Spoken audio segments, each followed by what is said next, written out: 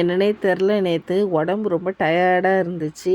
Husband வந்தோடனே சாப்பாடு கொடுத்துட்டு, டயர்டாக இருக்குது நான் படுத்து தூங்குறேன் அப்படின்னு சொல்லிட்டு 10:30 11 மணிக்கெலாம் நான் தூங்கிட்டேன்.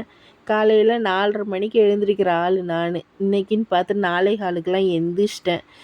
ஹஸ்பண்ட் அப்போவே கேட்டாங்க, என்ன இவ்வளோ சீக்கிரமாக எந்திரிச்சிட்டா அப்படின்னு சொல்லிட்டு. இல்லை தூக்கமே வரல அப்படின்னு. சரி எந்திரிச்சிட்டோம், சாப்பாடாவது செய்யலாம் அவருக்கு மதியானத்துக்கு லஞ்சுக்குன்ட்டு ஒயிட் ரைஸ் வச்சுட்டு மணத்தக்காளி கீரை குழம்பு தான் வைக்க போகிறேன். கூட வந்து சிப்ஸு தான் கொடுத்து அனுப்ப போகிறேன். மணத்தக்காளி கீரை அன்றைக்கி வாங்கிட்டு வந்து எல்லாமே க்ளீன் பண்ணி ரெடியாக தான் இருக்குது.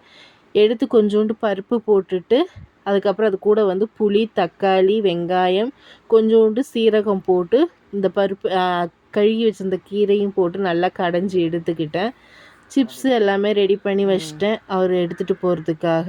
லஞ்ச் பாக்ஸ் எல்லாமே ரெடி பண்ணி ரெடியாக எடுத்து வச்சேன். தோசை ஊற்றி கொடுத்தோடனே சாப்பிட்டுட்டு அவரும் கிளம்பிட்டாங்க.